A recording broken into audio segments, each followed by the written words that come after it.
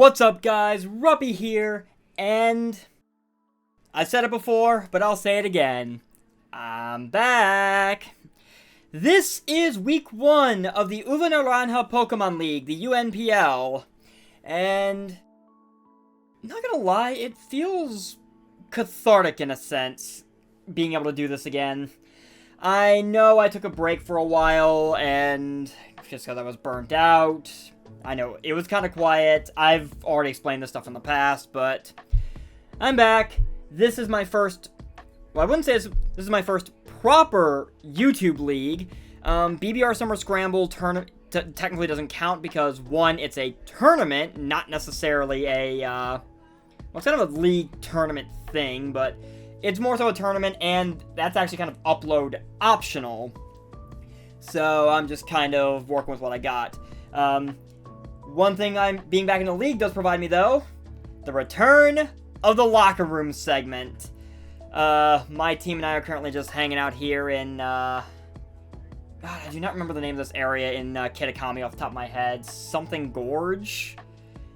I should probably look at the map next time before I record this, but, that's what editing's for. Regardless, we're just chilling out here as we prepare for week 1 of the UNPL against Los Crams, coached by Sir Jorge. Last time Jorge and I faced off was actually in Season 2 of the BBR, the last YouTube league I was in, and I still remember how much of a mess that game was, because we had to play it on Showdown, as I'm actually going to go ahead and switch over to Showdown now, my quote-unquote chalkboard. We had to play on Showdown because when our week came up in BBR, I had a whole mess of issues going on, from my computer kind of croaking on me, to internet issues on top of that. It was a whole mess. So, it's a couple years belated, but I'm probably giving you the Wi-Fi game I owe you, Jorge. Sorry again for the delay on that. Anyway, his team is going to be appearing off to the right, and I actually do have a note I need to make about his team when we get to it. His team is as follows: Dragapult, Iron Bundle, Clefable, Slither Wing, Jirachi, Hisuian Arcanine, Sinistcha, Blissey, Pikachu, and Mabostiff. Mabostiff I need to talk about. Before I do, though, let's discuss his Terra Captains. They are Sinistcha, Pikachu, and the aforementioned Mabostiff. Pikachu can Terrasilize into an electric, flying, or water type. Sinistcha can Terrasilize into a ghost, psychic, or grass type. And Mabostiff can Terrasilize into a dark, fairy, or electric type. Now, talking about the dog in the corner there. Those of you who watched the draft breakdown stream that happened will probably realize that something seems amiss here. Didn't Jorge draft Avalugg? Did he make a move after the draft before week 1? Yes and no. So what happened is, and I got notified of this yesterday before I'm recording this and before we're playing, that apparently when we were drafting, Pikachu was actually listed twice on the draft board as a 1-point and a 2-point mon. And that was kind of an oversight, so when Jorge drafted it thinking it was 1 point, that allowed him to then use the 4 points he thought he had left to grab Avalugg.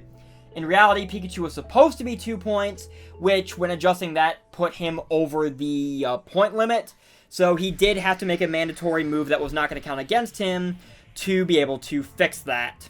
So, Avalugg is out, Mabostiff is in, so I had to keep that in mind while prepping for this game. There is a bit of an interesting side effect that does come from this little, mishap, however. Jorge's team has no hazard removal. Avalugg was his only one, and with that now gone to make up for the draft oversight that it certainly can't be blamed on Jorge. That's just something that slipped through the cracks when the draft board was being made. But without Avalugg, he has no way of removing hazards, and I'm going to somewhat try to take advantage of that. He does, however, have 4 mons that can set rocks, that being Clefable, Blissey, Hisuian Arcanine, and Jirachi. And 3 of them are more likely to set rocks than Hisui and Arcanine, because let's be honest, Arcanine is a problem. It's going to come in, probably banded, and try to smash me into oblivion. Iron Bundle is also an issue because, well, it's Iron Bundle. Do I need to say more? That thing hits like a truck. There's a reason it got banned to Ubers. That was actually kind of one of the centerpieces of things I wanted to prep for. Dragapult was another because Dragapult and Iron Bundle outrun my entire team. That just causes so many headaches. There's also Slither Wing, which also hits like a truck. There's a lot of things on this team that just hit stupidly hard. Slither Wing I certainly need to be wary of, especially since it has nasty priority in first impression. As far as his Terra Captains, I don't know about Mabostiff, if it would come or not, because I do have quite a bit of Fighting and Fairy coverage on my team. So I don't know if Jorge would end up bringing it or not. For some reason, in the back of my head, I feel like Pikachu is his most likely Terra. Just because, I mean, Sinistcha is interesting just because it is bulky. But the Terra types he picked for it, Ghost and Psychic, I kind of cover with some of my mons anyway, because a Ghost or a Dark type attack just smacks them both. Grass would allow it to deal with some of my mons, but it also kind of opens the door for other things. For some reason, I'm feeling Pikachu might be his more likely Terra Bring if it does come. And in that case, I'm thinking Terra Flying is the most likely option. Just because Terra Flying actually kind of somewhat walls one of the mons I'm bringing and gives a bit of a headache to a few others. But we will see what Jorge does when we get into the battle. Because right now, we need to discuss my team. You saw him chilling out in the locker room, our little picnic setup. First on the docket, we have my Infernape, Calamity. Fun fact about this nickname, that is a reference to the Calamity Gems from Amphibia. Yeah, since the last time you guys saw me, I've taken quite a bit of interest in a few Disney shows, namely Amphibia, and especially the Owl House. Even have an Owl House tattoo now. Yeah, that's right, I got a tattoo. Maybe someday you guys will see it. Anyway, my, Calamity Warrior here, Infernape. I'm running Life Orb with, believe it or not, Rash Nature Mix Infernape. Why this set, you ask? Because believe it or not, this Infernape actually runs through a huge chunk of Jorge's team.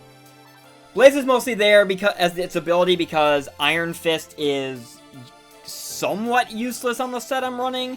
So Blaze at least allows me to boost the power of Fire Blast if Infernape kind of falls within range of it.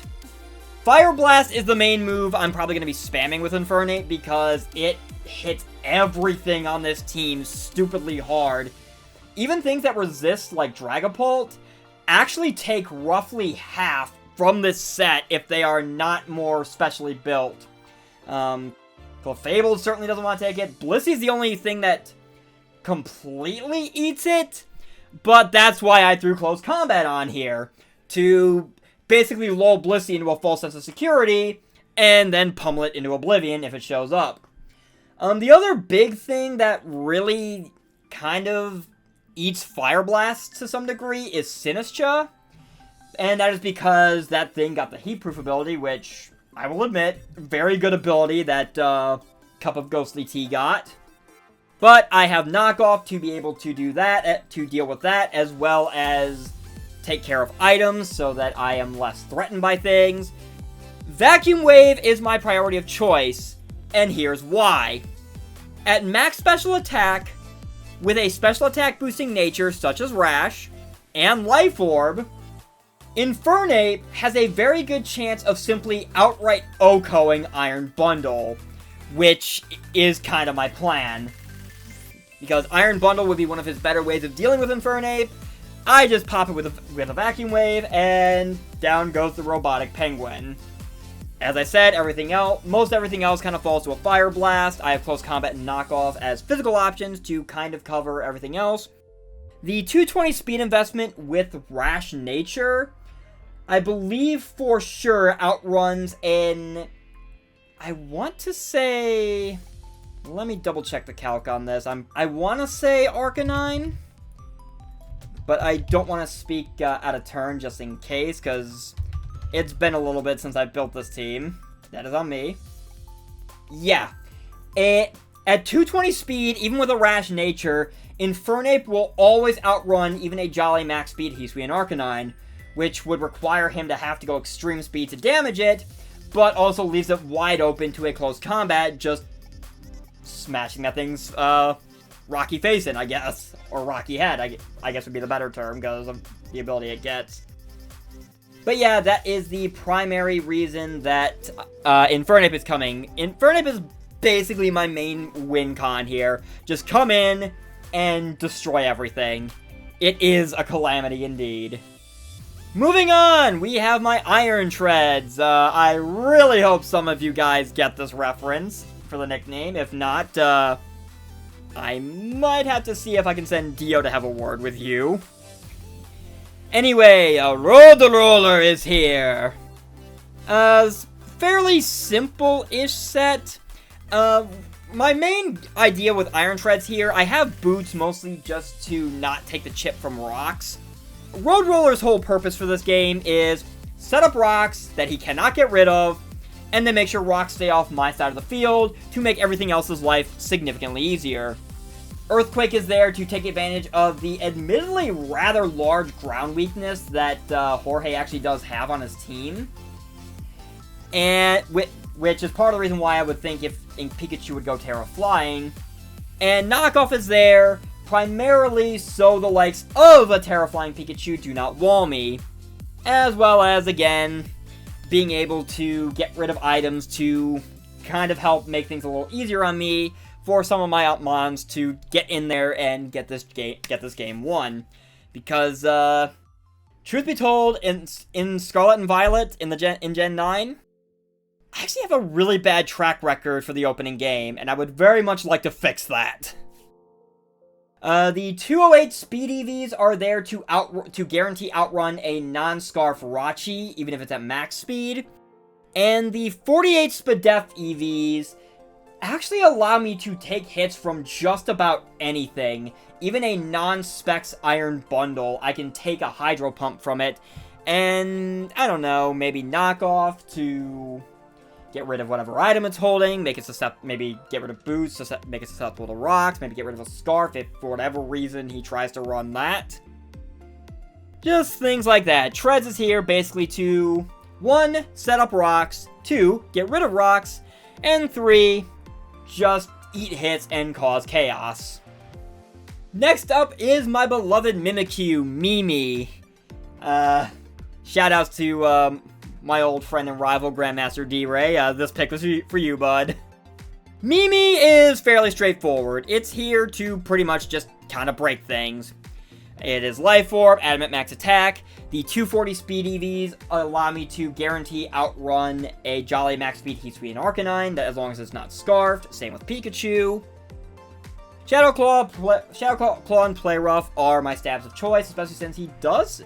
Jorge's team also has a bit of a Ghost and Fairy weakness that Mimikyu is basically the whole reason Mimikyu is here, to exploit that.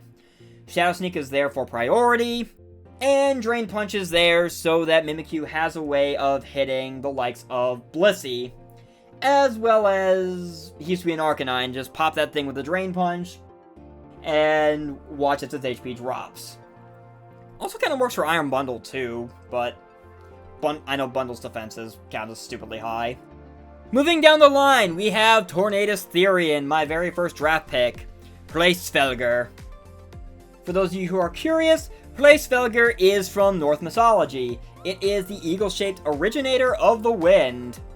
It kind of feels fitting, don't you think? Makes me wonder if Game Freak actually took inspiration from that thing. And this is years before God of War came out, or at least the one that traveled to the realm of Norse mythology. Regardless, Flacefelger is here to basically be an Assault Vest pain in the ass. Hurricane, Focus Blast, Knockoff, and U-Turn is what I'm going with.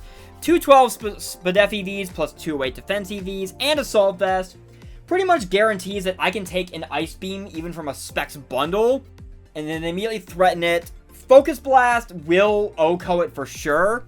Hurricane comes close. I will be honest, I debated whether or not I wanted to run Focus Blast on this set or actually go with some sort of maybe physical move, more so for the likes of Blissey. And maybe to some lesser degree Heatwave and Arcanine. But ultimately I figured if I have a chance to potentially take that thing out with Focus Blast, I might as well go for it. Otherwise, I'm probably just going to be spamming Hurricane. Knockoff again, getting rid of items. And also to some degree threatening Jirachi and Sinistcha with this set. U-turn to pivot out and activate Regenerator.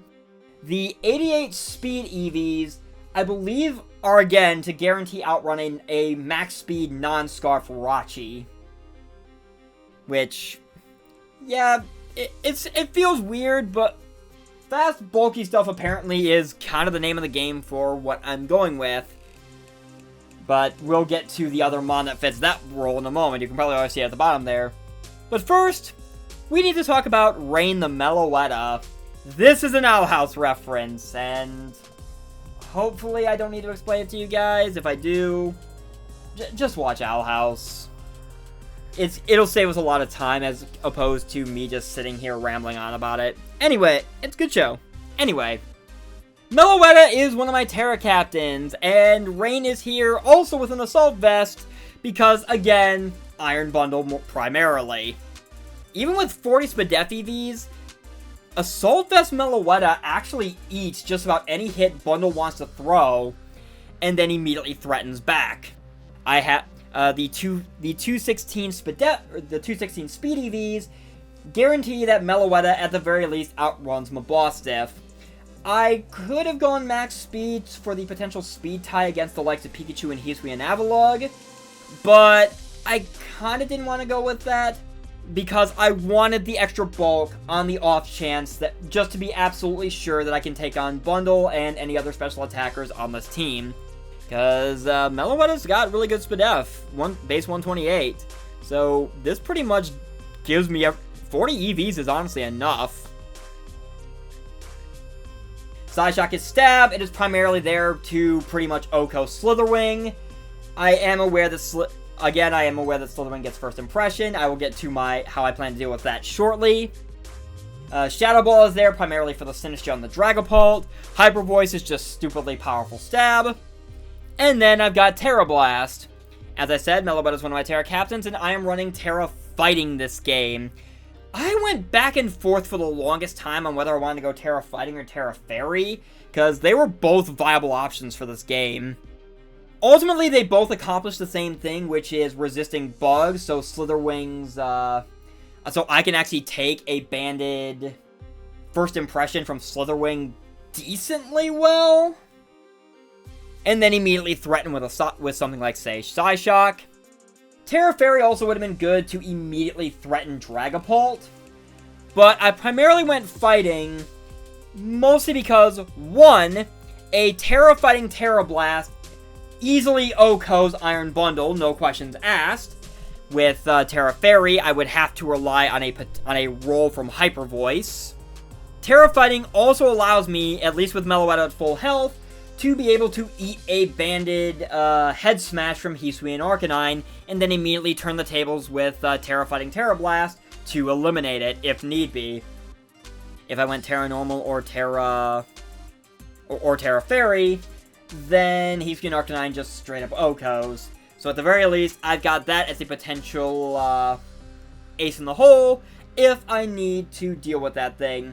Because looking over my team, yes, Flare Blitz is very much still a problem, but I do have a mon that can deal with that, so it kind of creates some mind games as to which high-powered recoil move do you want to lock yourself into. Also, I could have gone Focus Blast on this set, but Terra Blast honestly gives me more than enough power to KO the things I would need Terra Fighting Stab for. And also Terra Blast has perfect accuracy, so I don't have to worry about missing a crucial Focus Blast. Last but not least is my old friend Laundry Day the Rotom-Wash. Laundry Day, see you there, under things, tumbling. Good old Dr. Horrible sing-along blog reference. Kinda miss it. Anyway, I have decided to lead the season off with a Scarf Rotom-Wash, as weird as that may sound, looking over things. Volt Switch, Hydro Pump, Thunderbolt, and Thunder Wave is what I'm doing. 216 speed EVs with Scarf. I believe guarantee I outrun Dragapult for sure, as well as a Scarf Scarf Mabostiff, because level 100 and level 50 different EVs. That gives me 40 special attack EVs along with 252 HP. Laundry Day is mostly here to be more of an annoyance than anything else. I can get Scarf Thunder Wave off on some of the faster things to slow them down. 40 special attack EVs is more than enough for a Thunderbolt to OHKO Iron Bundle for sure. Volt Switch also threatens a KO. Pikachu is really the only electric immunity he has on his team because of Lightning Rod. So, outside of that thing, I can pretty much freely Volt Switch on his whole team. If he goes Terra Water Pikachu, it would be a bit of a pain, but honestly, Laundry Day is mostly here just to constantly pivot around, chip things down, maybe paralyze some things, and for the most part, just basically be a Scarf nuisance. The 252 HP does allow me to be able to eat quite a few hits from things, so I've certainly got that going for me. Bulky Scarf. So that is going to be the team builder part of this video as we go back to my quote-unquote locker room, our lovely little picnic setup here. My team gets to relax, get ready for the game ahead. We will see how well it goes. So, I will see you guys when it's time to throw down with Jorge. Alright, it is battle time. Yeah, you probably noticed that I have no background music set up. I'm going to try something new. Maybe run some music in the background over top of this. Anyway, he brought Dragapult, Iron Bundle, Hisuian Arcanine, Clefable, Jirachi, and Sinistcha. So, no Slither Wing, which takes a load off of my mind. No Pikachu. So, Sinistcha is one and only Terra Captain he brought, so he's definitely going to Terra it. I just need to figure out what Terra's going to go into. See if I can try to overwhelm the thing. So, looking at this, I wouldn't be surprised to see a bundle lead.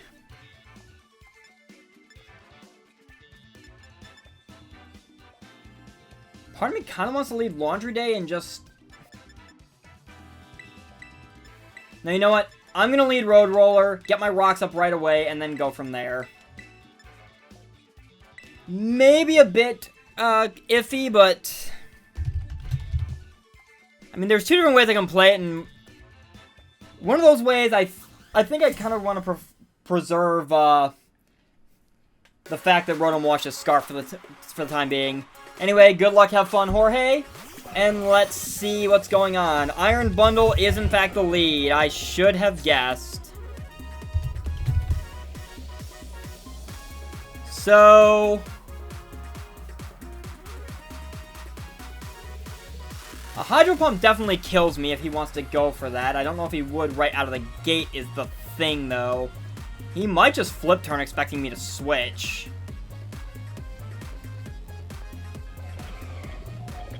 I would not be surprised if that's actually what he does. And if that is, in fact, what happens, yeah, Road Roller can take it. Do I make that gamble right out of the gate, though, is the thing. I just realized that Bundle's stuck in the floor. Bundle, what are you doing?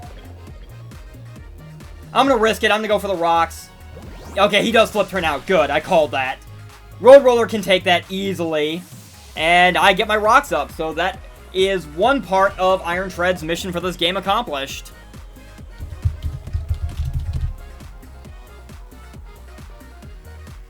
No confirmation yet on if this thing is potentially specs or not, though, because obviously flip turn is physical. Gonna go straight into the Sinistcha. That's fine, I get my rocks up, I know they cannot be spun away. So now I get to see what this Sinistcha can do. I think I can take hits from it if he is a... Yeah, even if he's especially offensive, Road Roller can take hits from it. I can just knock off whatever item he's got. So we can go from there. This is the reason I put knockoff on Road Roller. One of them. Go ahead and knock off. Do some nice damage. Gonna get rid of its leftovers. Okay, that's good to know.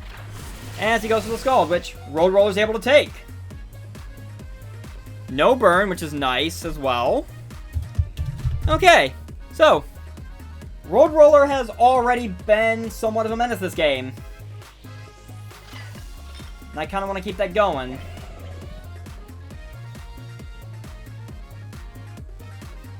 Part of me doesn't really want...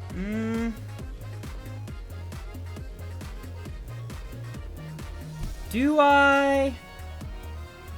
Yeah, I'm gonna go North Felger. Send out my Norse Stormbird. Because it can easily take any hit from Sinistcha. His leftovers are gone, which certainly helps matters out. Strength Sap. Okay. That is clever. I wasn't really planning on doing knockoff shenanigans anyway, because this thing has already lost his item. I'm just gonna go ahead and Hurricane. Because it potentially OHKOs this thing. Unless he's got some special bulk, which is possible, but... Hit the Hurricane and almost OHKO! Wow! So, Race Felger's able to take that. Honestly, I'm just going to U-turn out. Because I get a kill. This thing dies to rocks if he tries to switch it out. And this thing is low enough that even at -1 attack, I should be able to kill with a U-turn. He's going to switch it out. That is fine. That thing is basically death fodder on rocks later because he's got no way to get rid of them. As he goes into... Hisuian Arcanine, which does take rocks damage, so it's not boots. That's nice. I'm going to be able to U-turn out, get a bit of chip on this thing.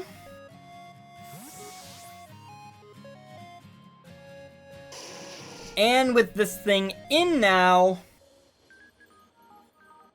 Part of me is tempted to go into Rotom-Wash, reveal my Scarf, and just try to blow this thing into oblivion with a Hydro Pump. Part of me is also just as tempted to go into Calamity and close combat.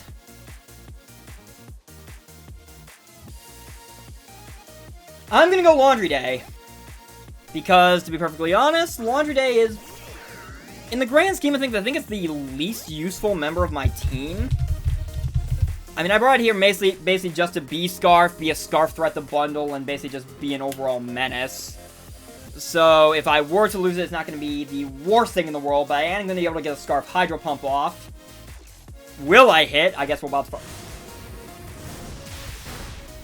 You know what? That is good intel. As this Arcanine dies.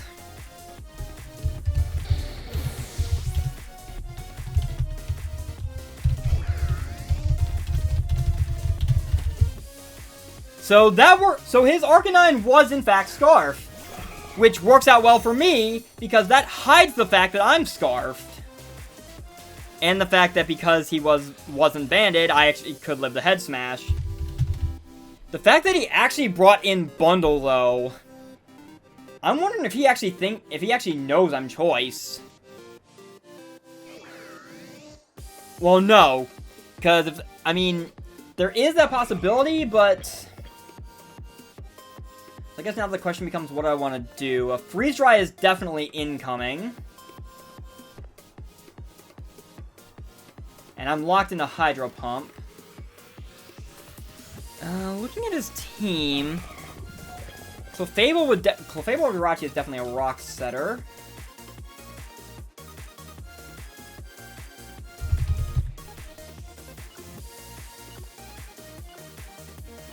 You know what?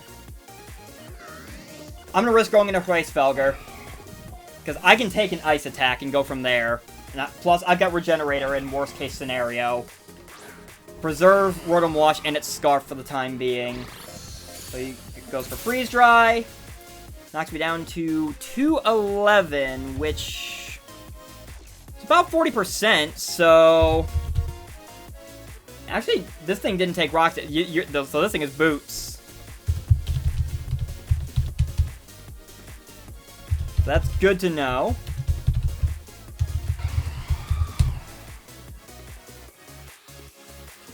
So Focus Blast definitely threatens this thing. I can take another Freeze Dry. Or if I can take an Ice Beam too if he wants to go for that.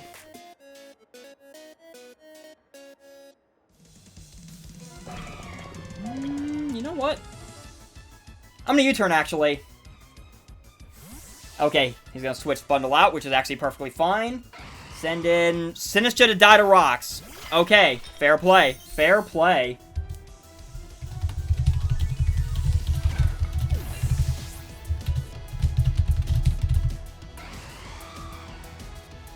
So he denies me the U-turn out, but his Terra Captain is gone without even terroring. Terroring, that just sounds so weird to say. Out comes the Ham Sandwich, apparently. So, I'm curious about this thing. If he's Specs, I can take any hit. If he's Banded, that's a different story.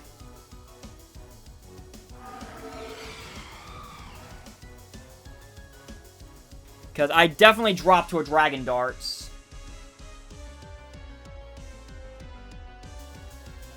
I am up 6-4.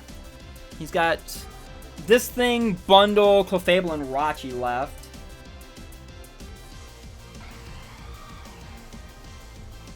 Part of me wants to make the play into Mimikyu, maybe?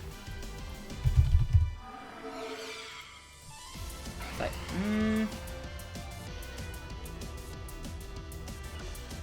I'm just gonna stick with the U-turn plan. He is physical. So that is Hracefelger down. Okay. That is unfortunate, but that is good knowledge to have. Life Orb. Hello, Life Orb.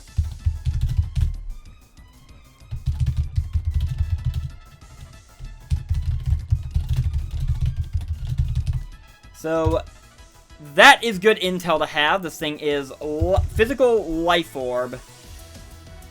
So I think my response to that is Mimikyu.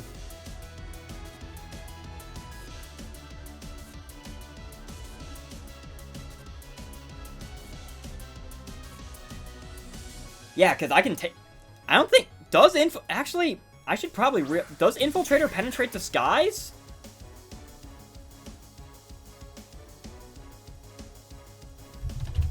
That is something I probably should have double-checked. Because I feel like it does. Nor substitutes and opposing reflect. Okay. I got a moment to think here.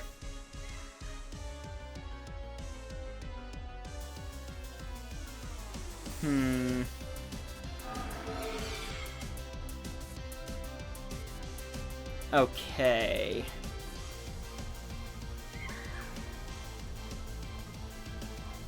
Yeah, maybe I made a mistake here. That's fine, though.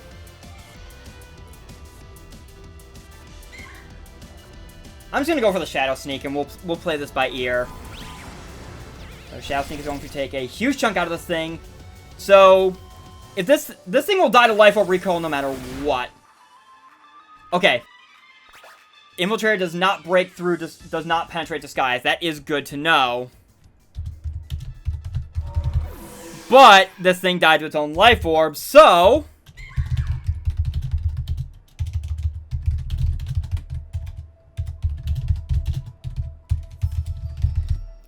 So we are actually sitting pretty good here. Losing Tornadus-Therian sucks, but it is what it is. Clefable is in now.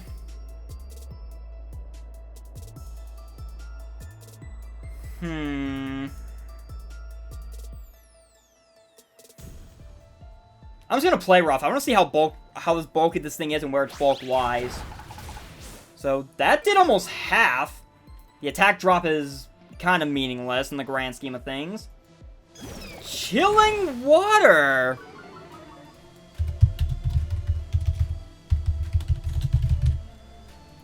Okay. Chilling Water. That is some interesting tech right there. So I know my attack got lowered, but I'm just going to go ahead and play rough again. As he's just going to switch this thing out into... This I'm pretty sure is Jirachi. Yep. Hello, Jirachi. I'm just going to eat this play rough for days. And it is leftovers. That is good to know.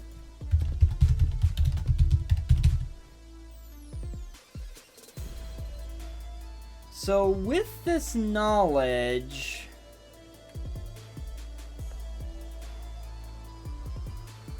I mean, if you just send Calamity straight in...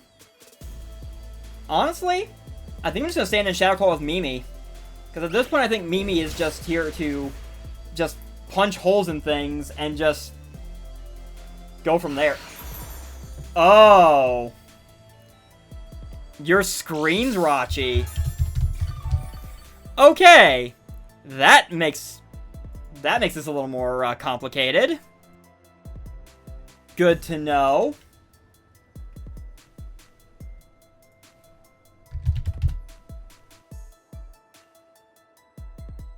I'm just going to go ahead and go for another Shadow Claw, because I have no reason not to. Just further wear this thing down. And Wish. What is this Jirachi? Okay, you are a little too interesting. You're getting a little too interesting for my liking. I don't know if I like that.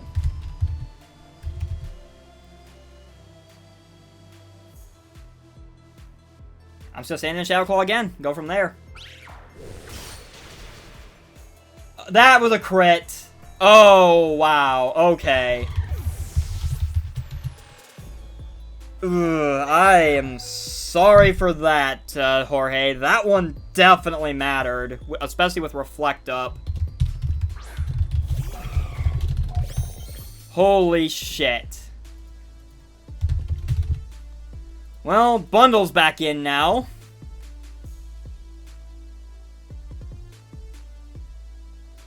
And I am perfectly fine just Shadow Sneaking for some chip damage. And did Mimikyu drop to... Yep. Nope, Mimikyu did not drop to its own Life Orb. So that's fine. This thing's gonna get a flip turn kill.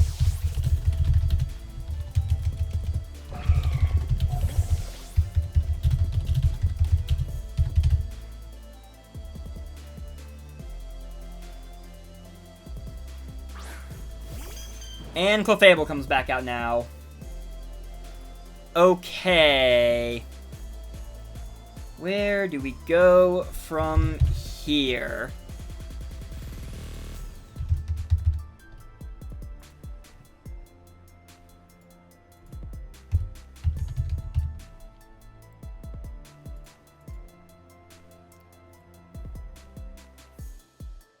Honestly, I think I'm going to go into Calamity. And we're going to go from there. So my Calamity Warrior hits the field. I'm just going to fire off a Fire Blast because I think assuming I hit it, of course. That's the important part. This Chilling Water is definitely going to hurt. Lowers my attack, which sucks. But... well, there goes the Reflect, too. Given that Clefable and Bundle are left, I think I'm good. I just need to hit this Fire Blast, preferably. Thank you, Infernape!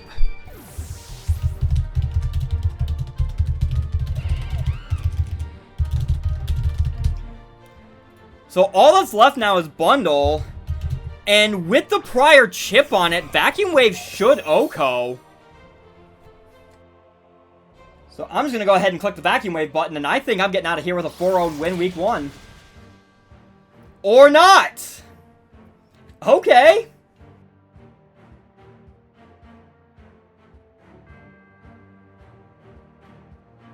Oh, dear.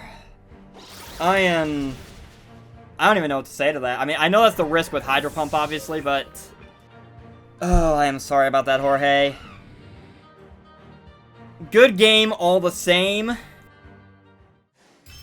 I am incredibly sorry about that miss. I know it happens. The crit on Rachi definitely mattered.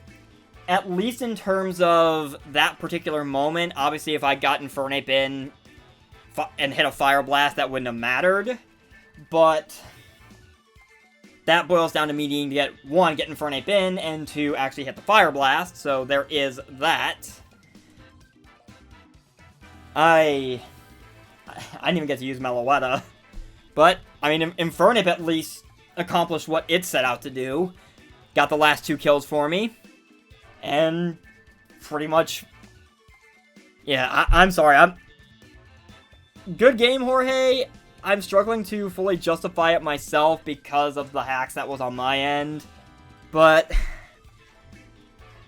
I trust in your ability to bounce back this season. Don't let this be a setback for you. As for you guys watching, I hope you guys enjoyed this video. Thank you guys so very much for watching. I have been Ruppy, and I'll see you guys next time. Take care.